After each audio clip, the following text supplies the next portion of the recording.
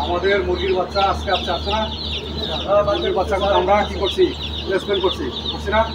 এখন আমাদের কাজ থাকবে টেম্পারেচার কন্ট্রোল করা, ঠিক আছে।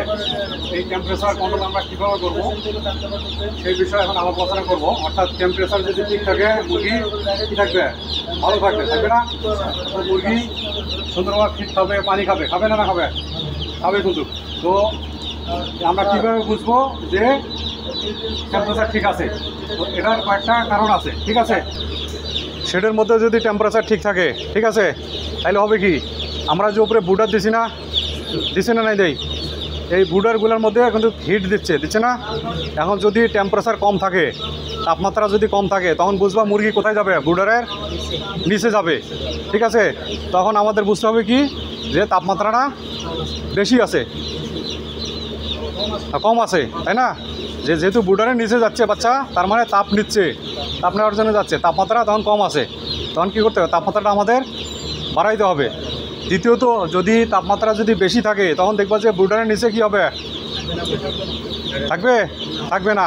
অর্থাৎ দেখো, এই যে এই জায়গাটায় দেখো, এখানে বুডার আছে, বুডারের নিচে কি মুরগি আছে, নাই কিন্তু। তার মানে এখানে তাপমাত্রা বেশি আছে না নাই।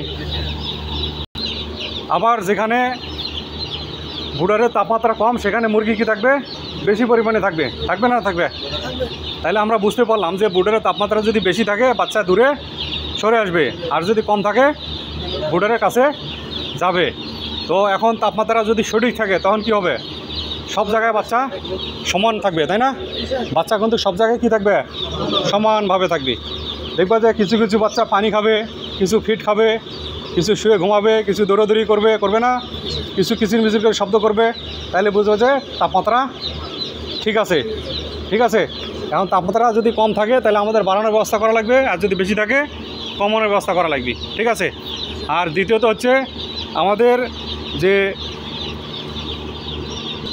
আমরা যে ড্রিঙ্কারগুলো রাখতেছি না, এই ড্রিঙ্কার থেকে দেখবা যে মাঝে মাঝে পানি পড়ে ওই পেপারটা কী হয়, ভিজে যায় না যায়। এই ভিজে গেলে কিন্তু সমস্যা। তখন কী করতে হবে, আমাদের সাথে সাথে চেঞ্জ করে দিতে হবে। অর্থাৎ ওই পেপারের মধ্যে যদি কি থাকে, ফিট থাকে, পানি থাকে, তখন কী হবে, নষ্ট হয়ে যাবে না। নষ্ট হয়ে কি একটা গন্ধ হবে, গ্যাসের মতো হবে আর কি, হবে না হবে। তখন কিন্তু বাচ্চার জন্য সমস্যা হবে। আমাদের তখন কী করতে হবে, এটা চেঞ্জ করে দিতে হবে। আর মাঝে মাঝে যদি সেরকম মনে হয় যে না, আমাদের তাপমাত্রা বেশি বা সহ্য হচ্ছে না, তখন কী করতে হবে, একটু ফ্যান 1 মিনিটের জন্য চালাই দিতে হবে, তাহলে ঠিক থাকবে, ঠিক আছে। গ্যাস ট্যাসও থাকবে না, ঠিক আছে। অর্থাৎ বোর্ডিং করার জন্য আমাদের কী করতে হবে, ভালো ফিট দেওয়া লাগবে, পানি ঠিকমতো দিতে হবে, তাপমাত্রা ঠিক রাখা লাগবে, ভেন্টিলেশনটা ঠিক রাখতে হবে। তাইলে কি হবে, বোর্ডিংয়ে